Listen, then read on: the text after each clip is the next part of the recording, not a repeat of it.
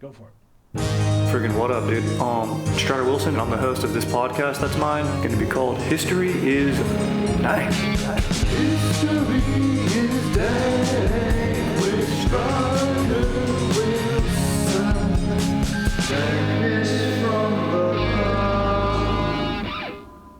Friggin' welcome back to another ep of History is Dank, dude. I'm your host, Strider Wilson, dude. We got Aaron going beast mode on the sticks as per usual, dude. What's going on, Aaron, dude? What up? Dude, I'm just fired up right now, dude. Back in the studio, dude. You know, went out and watched a little bit of the Women's World Cup. Not Team USA, unfortunately. Sorry, spoiler alert. But, you know, I was posting up with one of my good buddies, Joe, dude. Not Mauricio, my other good buddy, Joe, dude. And we were just talking, and we're like, dude, just as some bros, dude, we're sitting there just talking about blood types, like you do. You know, hey, you know, your blood type, dude. In case we're in a pinch, I want to have my bros back as best I can. I'm like, dude, if I need to donate on your behalf, I'll donate whatever you need, dude. You need to donate semen on your behalf, I will. You get stung by a sea jelly, I'll pee on you. You lose a little bit of blood in a bar fight or, you know, wiping out rollerblading, I will donate blood for you, dude. So he didn't know his type, I didn't know my type, and then we're like, dude, when do they even develop blood types? I thought about that. I was like, I don't know. And I go, you know what? That's a good ass topic for History is Dank. And literally we thought, oh, probably when they invented microscopes. And then I was like, when did they invent the microscope? Turns out, long ass time ago, dude. Mm-hmm.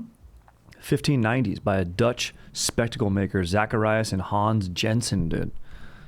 These guys made it, dude. The freaking Dutch, dude. And fired up, dude. A simple, basically, you know, now we've got really electronic microscopes, you know, freaking straight up to the nines, bro. But basically all it takes to be defined as a microscope is two lenses. Simple light microscope just manipulates how light enters your freaking eye. That's what your eye does. It captures light, dude. Using a convex lens where both sides of the lens are curved outwards, not inwards, like a contact, the opposite of a contact lens. And then when light reflects off an object being viewed under the microscope and passes through the lens, it bends towards the eye. This makes the object look bigger than it actually is. Therefore, you can see little ass shit, little amoebas, maybe little platelets in the blood, maybe other stuff, dude, that you're looking at, dude, you know. Maybe if I was donating semen, dude, you could see that. You know, so fired up on that, dude. And then I go, you know what, dude? Since I was interested in microscopes and that technically didn't qualify, those 1590s, my guess, I was like, dude, probably sometime in the 1800s, I was way off. It's 1590s. Freaking Dutch bros posting up, dude. I go, you know what?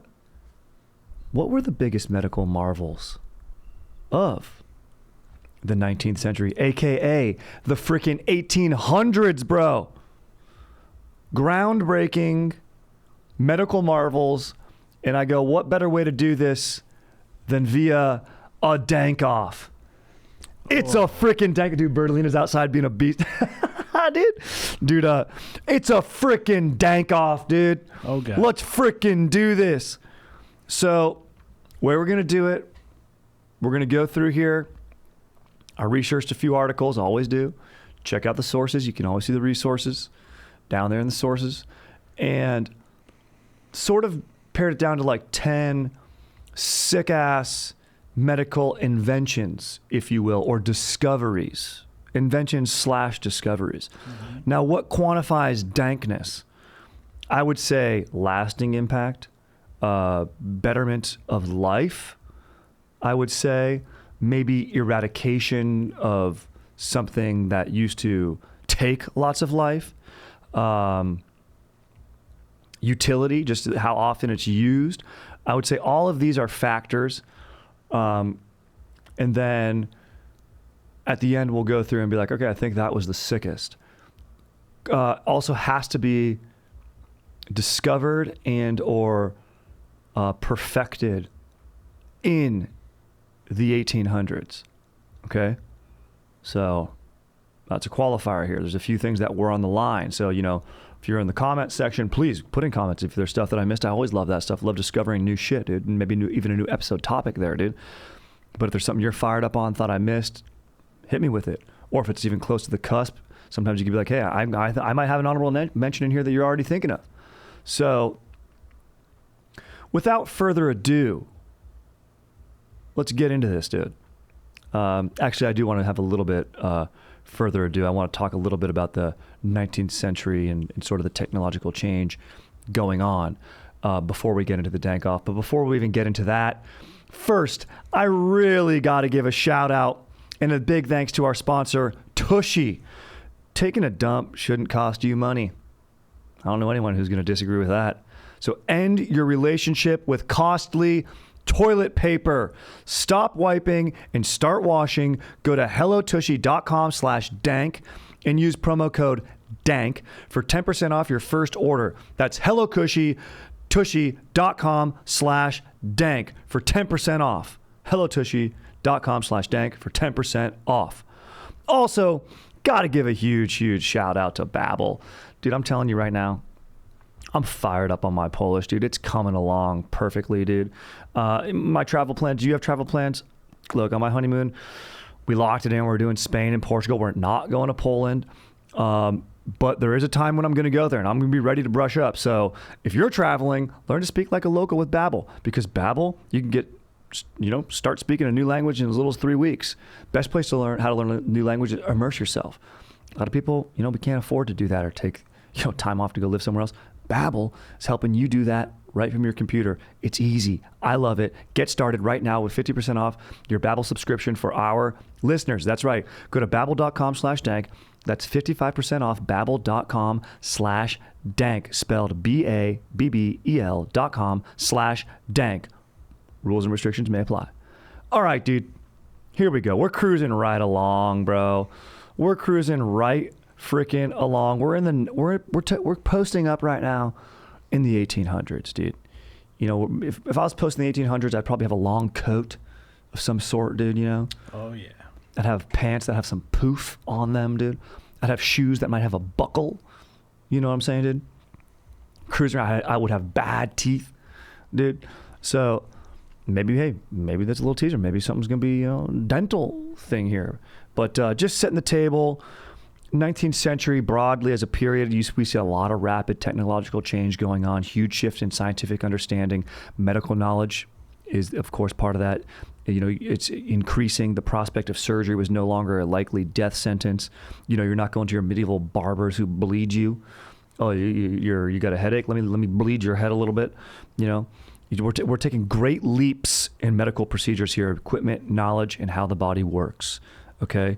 By the 1860s, okay, hold on. No, I don't want to get into that. Maybe I will just talk about this because it's not really on there, but no, I'm not going to do it. Look, like sometimes you got to make game time decisions. I just got to curate it right. Let's just get into our list here. In no particular order yet. We don't know the dankest yet. I'm going with, just out of the gate, starting it off, the stethoscope. Ooh, yeah. Stethoscopes, dude.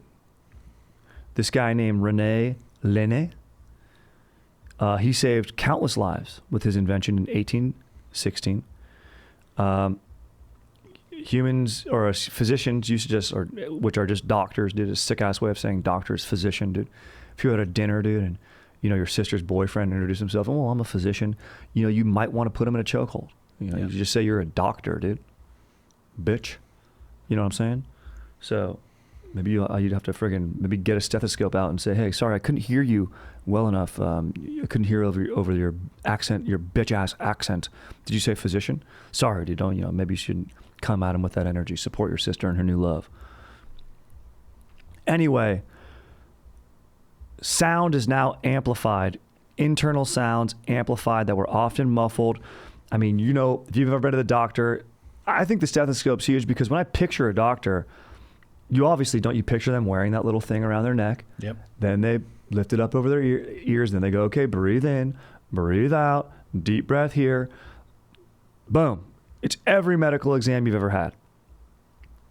Also, it's non-invasive, which makes me like it more. Yep. Can be cold sometimes. Can be cold. If you got a nice doctor, he'll give you a little before he does it. Yeah.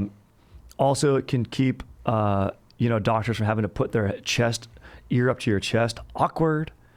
Awkward, especially for the ladies. Awkward. So I think that's a nice ass invention, still used today. So the stethoscope, I think we're coming out strong. What's funny to me is it doesn't seem like the stethoscope has been advanced at all since then, though. And Aaron, that's a strong point. It's also such a good invention. Really hasn't needed much modification. I'm sure there has been a little bit, but it's probably always just been like sick as hell, you know? It's the way it came out was right. Ain't broke, don't fix it. Why be good trying to be better? Can't get better than good. All right, moving right along. QAnon. Okay. This is basically we're it's January 6th here. Wait, yeah, dude, hilarious. QAnon. Basically, it's when your brothers get together and you cruise to the Capitol and you say, "Hey, look, sometimes a peaceful resolution needs to get. Look, sometimes you tell your brothers, look, I'd rather have a violent freedom than peaceful slavery. Let's cruise." Yeah. Nope, that's not what we're talking about. It's not the right thing to do. We're talking about isolated QAnon, Q-U-I-N-I-N-E. Quinine? Quinine, is that how you say it? I think so. Yep, Aaron, you're probably right. I gotta tell you, you're right. It's probably quinine. Tell me about it. I don't know what it is, though. It treats fevers. It's extracted, and it's actually been used for a long, long time. It was best known in South America before it was introduced to Europe, of course, in colonization in the 17th century. But it was taken from tree bark to treat fevers, and the elixir was produced from this tree bark by drying it before grinding it into a fine powder and mixing it with a liquid, usually wine. That's pretty sick. That gives it bonus points for me. And it would protect against malaria. No one knew exactly why this was the case. In 1820, the bark's active ingredient was finally isolated by this guy, Pierre Joseph Pelletier, and this other dude, Joseph Bien-Aimé. They're from France. I might need to cruise to some Hello Babel to figure out those pronunciations. So not Hello Babel, just straight up Babel, dude. It could now be synthesized on a larger scale. So isolated, how the hell did you say it? Quinine? Quinine. Replaces the bark. It was the world's first clinical trial. Starts in 1866. In 1868, it would remain the standard treatment for malaria until the 1920s, until a synthetic alternative replaced it. But the WHO, World Health Organization, they recognize it as one of the world's essential medical inventions. Nice. So malaria, a big time killer. Big time. Deadliest animal on the earth. Aaron, pop quiz, go. Mosquito. That's right. Fuck you, mosquitoes. Fuck you. Here's another one moving right along. You fucking dorks. Yeah, you mosquito fucking dork. Just take my blood, dude. Get out of here, dude. Mosquito. Mosquitoes probably call themselves physicians, bitches. Get out of here. You've heard of this one. We all know it. You probably used it today. If you got the knees that I do. Aspirin. The French are on fire on this list, by the way, dude. Another French chemist here, Charles Henry Leroux, isolates, quote, the miracle drug. This is good for a dank off. I mean, if you're called the miracle drug. Yeah. In 1829, he isolates some sort of acid. I'm not even going to try to say it. Also, an Italian guy improves the process. Acetaminophen? Yes, salicylic acid, protoaspirin. Yeah, I'm not sure like when acetaminophen came around or ibuprofen, but this guy isolates salicylic acid, protoaspirin, with an extra. This Italian dude comes along later, also in the 1800s. So this is good. Also, this aspirin's getting double teamed here, which we like, and it's with extra acetyl group to create true aspirin in 1853. Acetylacylic acid, true aspirin, was born, then forgotten apparently. The most recognizable tablet form was a brainchild of actually this German chemist named Felix Hoffmann. Resolves many problems, associated with pain, severe nausea, vomiting. gets patented by the Bayer company. So now we're in Germany, right? Bayern Munich. The Bayer company, sorry. Bayer. Began mass production in the late 19th century. So this one's a little bit, qualifications here could come into play. That's all I'm saying, because it really doesn't get perfected later on, but its genesis is in the 1820s. Also, interestingly, tree bark, again, much like quinine, or however the hell you say it. Quinine. Aspirin, also derived from bark. So tree bark is just freaking legit, dude. Goes back to pain relief almost 4,000 years. It's referenced in Sumerian texts. So it's not just curses in ancient Sumerian texts. There's also cures. Ancient records also indicate that Mesopotamians, Chinese, and the Greeks used bark, aspirin, the silicate derivatives. So pretty fucking chill, dude. Yeah.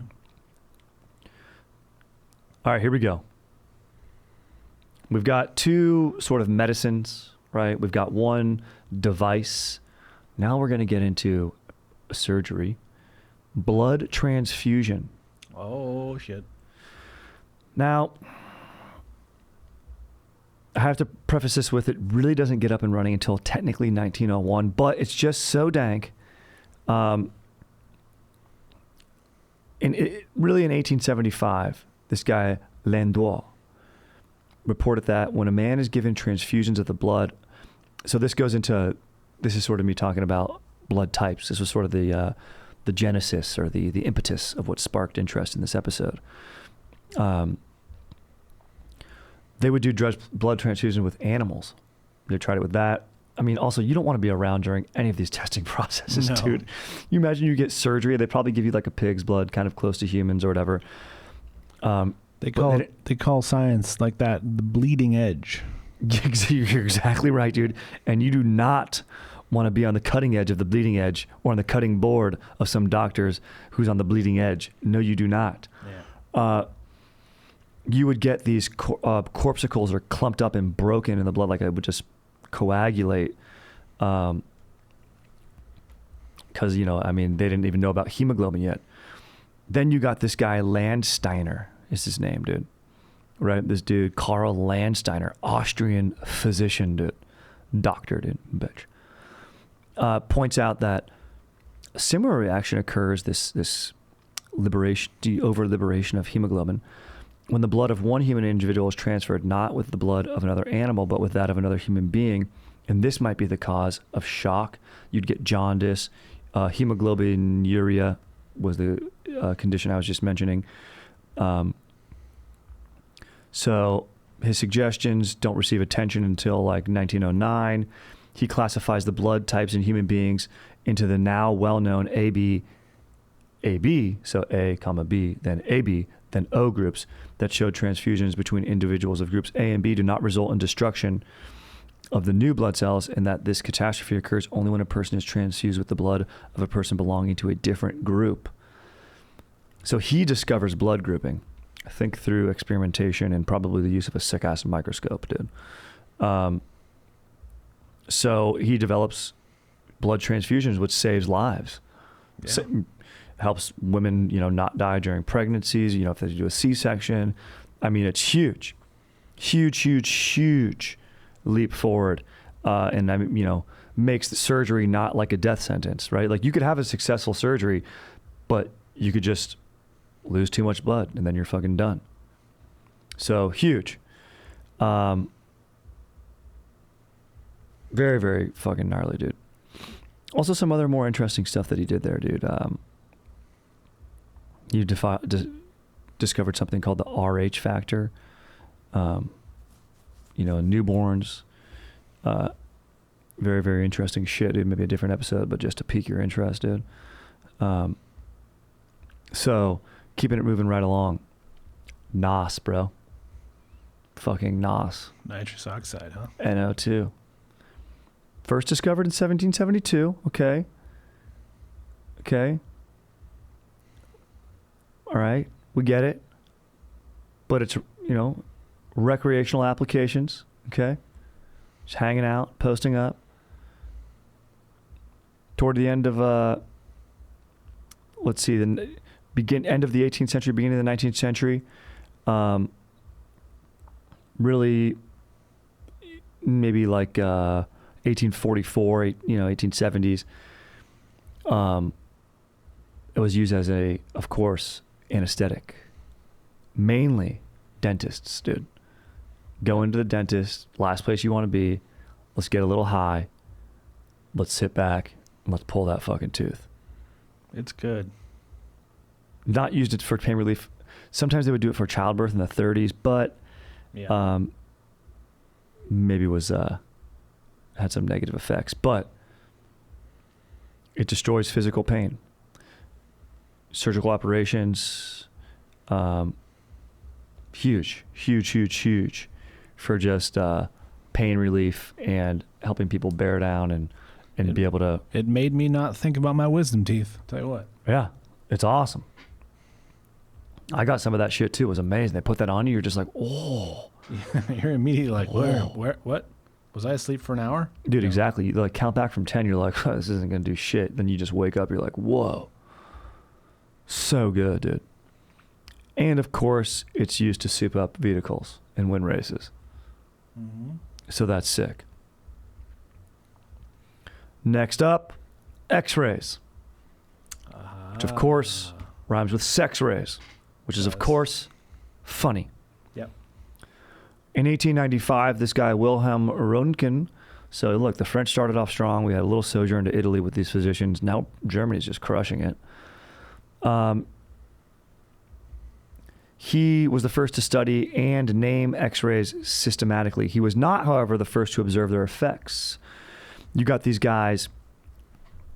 There was another dude named Professor Wilhelm at Würzburg University in Germany working with a cathode ray tube in his lab, dude. He noticed that when the tube was shielded with heavy black paper, a green-colored fluorescent light was generated by barium platinosinide crystals on a nearby table. Of course. Of course.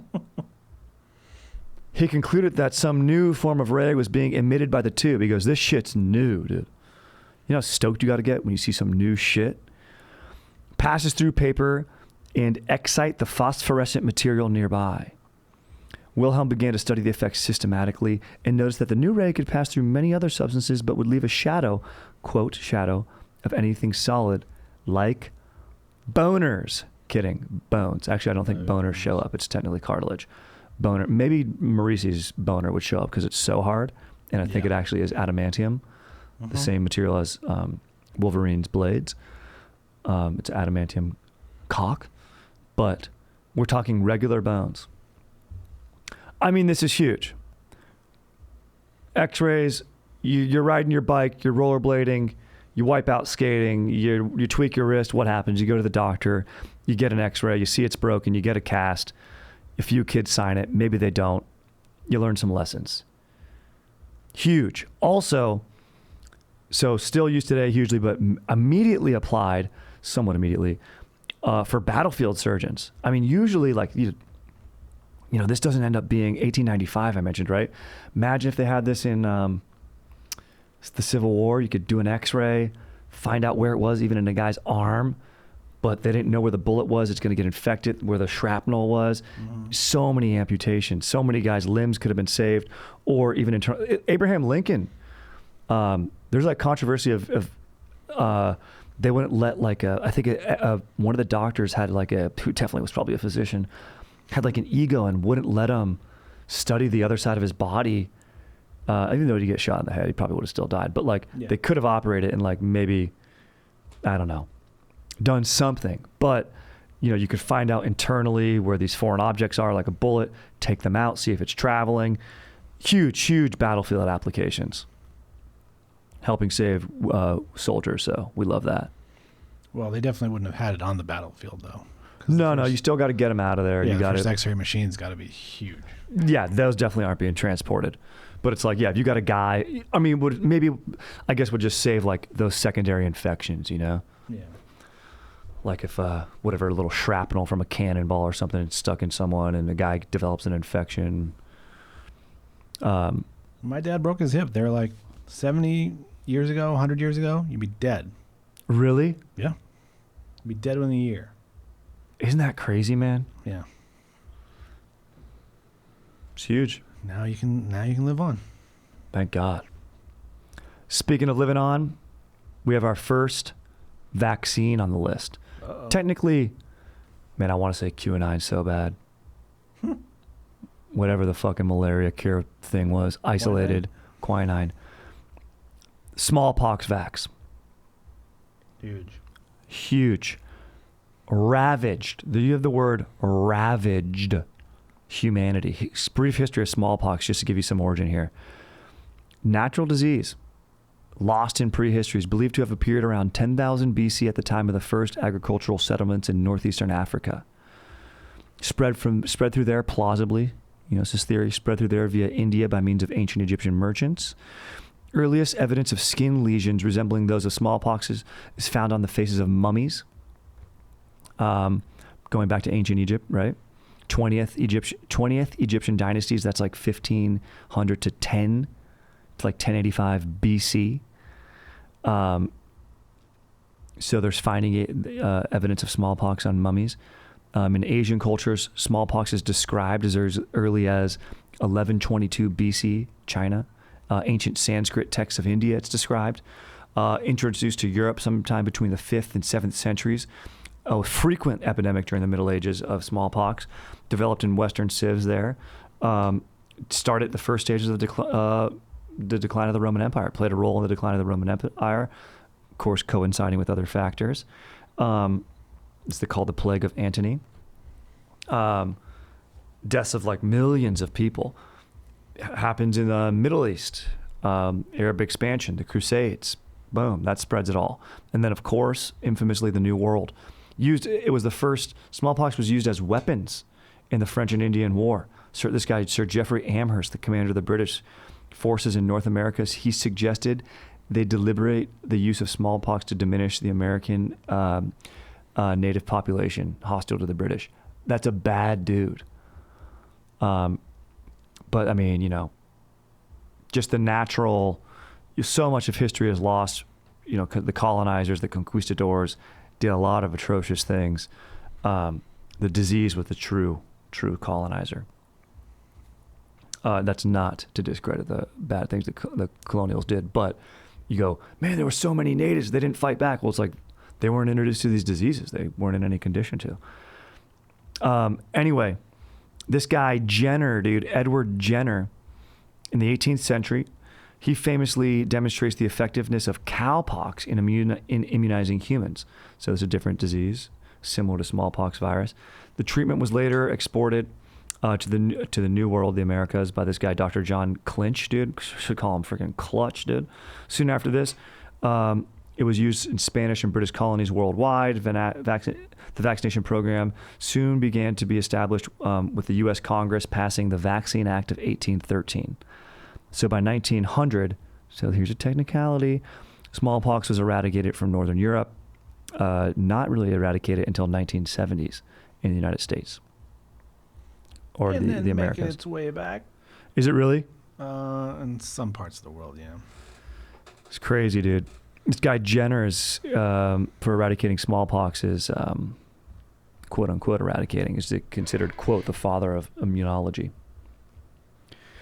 And then finally rounding out our list here, we have germ theory. Now remember, 1800s. This is a time where it's commonplace.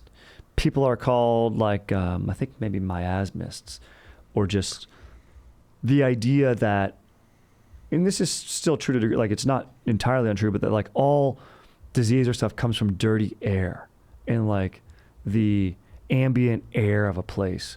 And people are classist too. Well, and it's also just does, if you look at the cholera outbreaks in London, it would happen in poorer communities, just because they were living closer to sewage areas and all that. But people would be like, no, it's all poor people get sick because they're dirty.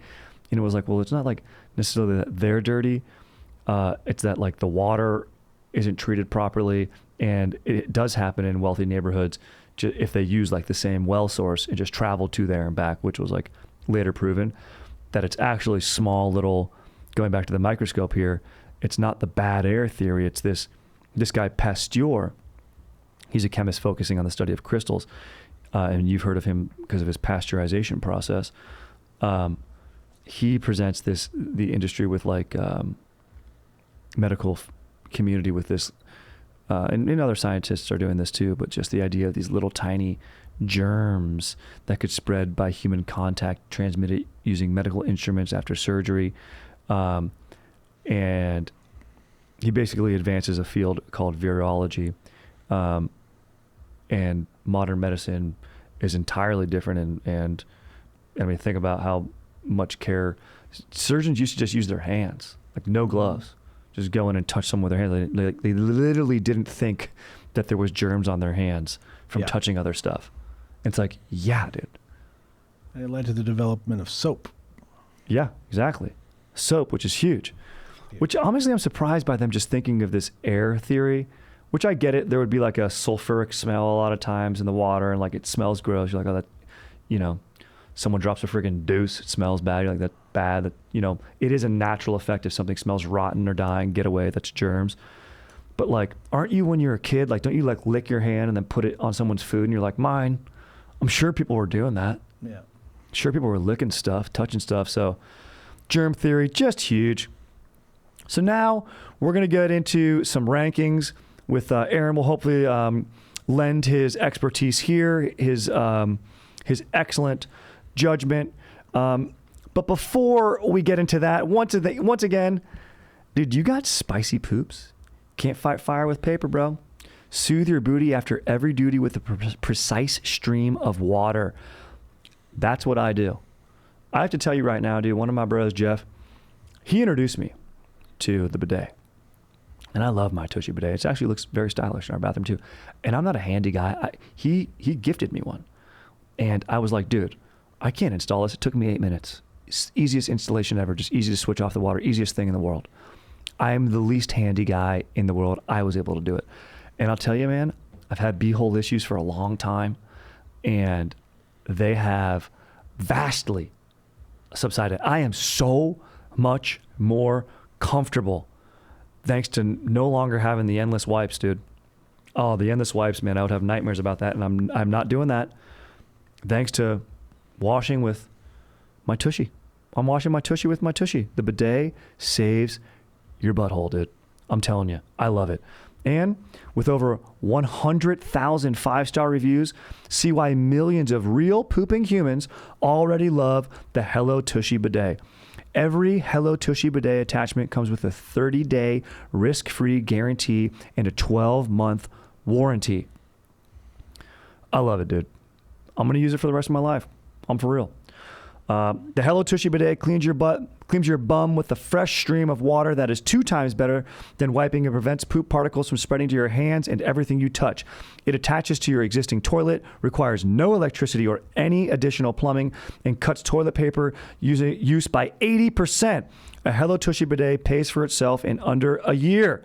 Stop wiping and start washing. Go to hellotushy.com/dank and use promo code DANK for 10% off your first order. That's hellotushy.com/dank for 10% off. Look, dude, recently I've been learning to speak Polish. With Babbel, you can too, because with Babbel, you can start speaking a new language in just 3 weeks. It's awesome, dude. It's the best. Spanish, Russian, German, Portuguese. Multiple languages if you're really fired up. But you know, I'm brushing up on my Polish. Czy podoba się mój podcast? Do you like my podcast? Hope you do, dude. You're listening. You're a Dankatorian. And we've got special offers from Babbel for Dankatorians, and you're going to want to hop on it, dude. So whether you're traveling this summer or not, or whether you're posting up, going to the bagel truck with my boy Tomek, who honestly, I really impressed his wife. When I said Dzień dobry to his wife, she goes, what? And then I do have Polish heritage. We started talking about that. I'm making new friends. I'm feeling good. They're giving me the confidence, and Babbel's giving me the confidence with their quick, easy lessons, dude. They divide them up. Super accessible. I love the little quizzes. It's all right there on my computer. I just work it into my schedule. I love it. I stretch while I do it. That's how adult I am, dude. It's designed by people, for people, real conversations. All of Babbel's tips and tools for learning a new language are approachable, accessible, rooted in real life situations, and delivered with conversation-based teaching. It's not some algorithm or some computer developing it to real language experts. 150 of them, in fact, developed these lessons to help you start speaking in as little as 3 weeks. I'm fired up on it. I'm spreading the word, and I'm doing it in multiple languages. So right now, you got to treat yourself to the gift of new language. Here's a special limited time deal for our listeners. Get you started right now. Get 50% off your Babbel subscription but only for our listeners, okay? At babbel.com/dank. Get 50% off at babbel.com/dank, spelled BABBEL.com/dank. Rules and restrictions may apply. All right, dude, we're back. We're back. Recap. I want to find it here. Hold on. Stethoscope. Very sick. Helps doctors be a little less pervy and hear what's going on inside your body. The word I can't say. Quinine. Isolated quinine. Huge. Treats malaria. Aspirin. We've all used it. We all love it. Blood transfusions. Huge. I mean huge. Fucking NOS, bro. X-rays. The smallpox vax. Germ theory. Okay. I think we got to go from last to first here. So if I'm going last, what's going to come in last for me is probably going to be and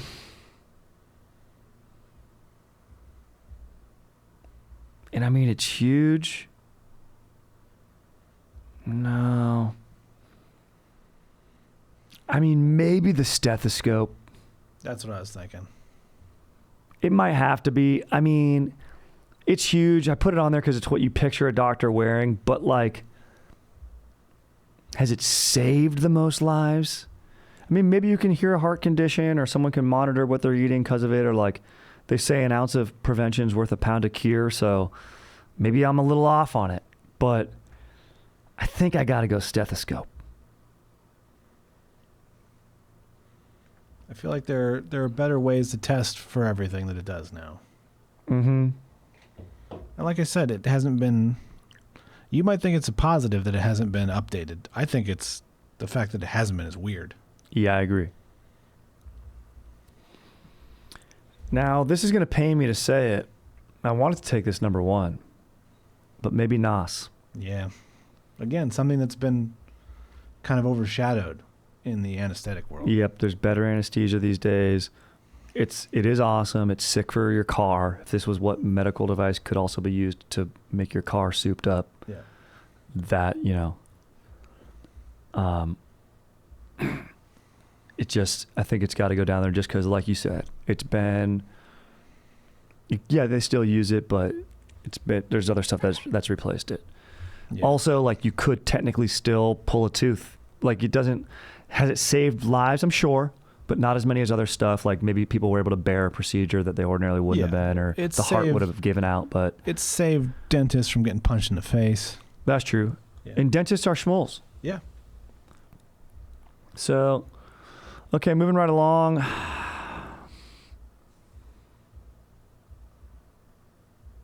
Aspirin. Ooh. I mean, it's huge. Yeah. We use it. It's a miracle drug. How many do we have here? So we've already got 2. This is like the third last. No, I mean, how many are there total? I said 10, but I think I cut more out. I think we got I don't think it's 10. Q9. Aspirin.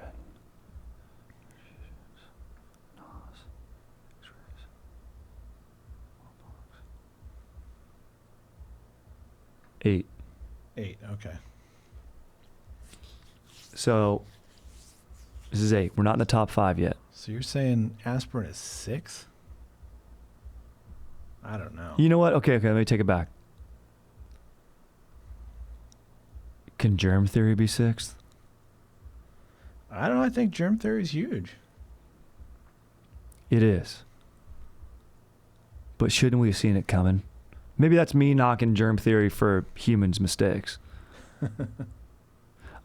Maybe we go, look, maybe I just have to stick to my guns. I just got to do it. I have to go with aspirin.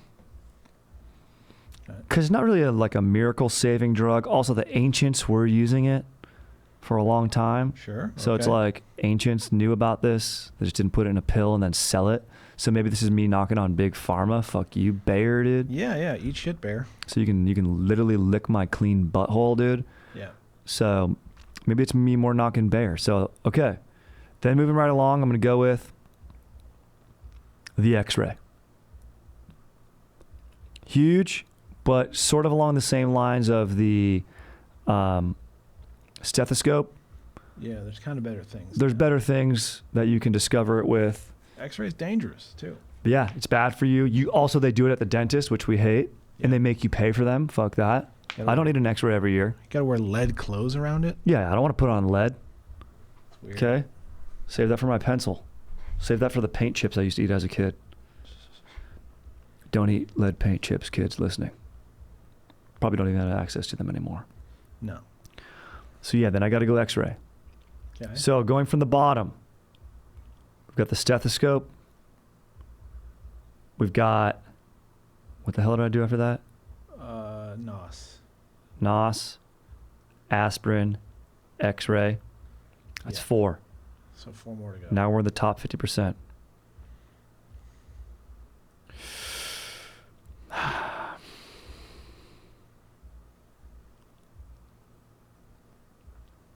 I'm going to go with quinine. Malaria was a big killer of people. It still is. It still is. Now we do have malaria medicine. Is it still made of this stuff? To help prevent it. I think to treat it, that's a good question. They say it's isolated quinine now. Or now it's a synthetic alternative has replaced it. Oh, okay. Yeah, because there's no vaccine. It's just treatment. Yeah. Malaria sucks. So we hear. Then I'm going to go with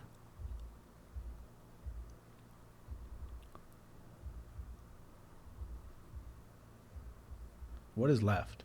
So what's left is germ theory, Yep. smallpox vax, and blood transfusions. These are our top 3. Not in any order yet. Theory is a little bit broad. It's a little broad. It's not specifically soap. Exactly. Soap is a much cleaner, pun intended, thing to have picked, or direct thing to have picked. So maybe just because if it's a little too broad, even though the impact is broad, pun intended again. Very. Yeah. Thank you. I think I might go with germ theory because I almost put it way lower, so I have to at this point. Sure. Then after that, Top 2. top 2, We got smallpox vaccine versus blood transfusions. blood transfusion. Hospitals are always asking you to donate blood. Smallpox was a killer for 10,000 years, and it was greatly, greatly diminished with this vaccine. I mean, And vaccines are huge. it's huge. But is a transfusion more important? What saved more lives? What can be applied to saving more lives? I think I'd have to go with smallpox vaccine number 2, blood transfusions number 1. I'm down.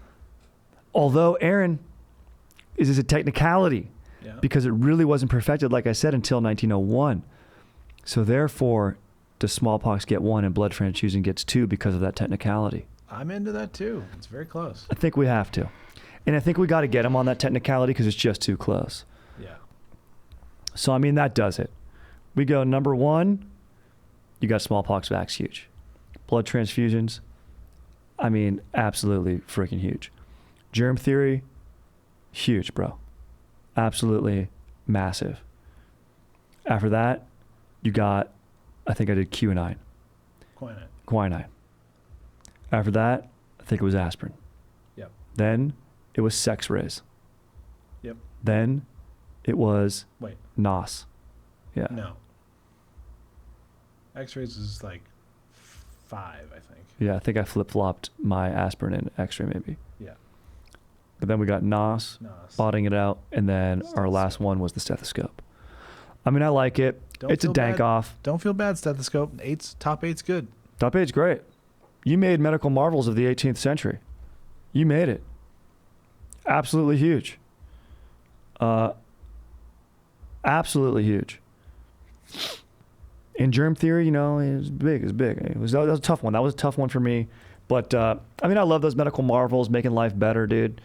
Dudes out there studying, dude, getting shit done, helping out humanity. So fired up on that, dude.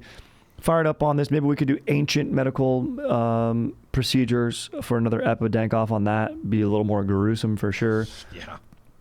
But, I mean, these are huge. A few of these inventions. 8. Leeches. Leeches, dude, exactly. You would just use leeches. Number 8. So, leeches. Number 7, sawing off your fucking arm. Yeah, the saw. The bones. Exactly, dude. Number 3, biting down on a stick. So gnarly, dude. Praying. Dude, so this was freaking sick. Fired up on all these inventions, dude.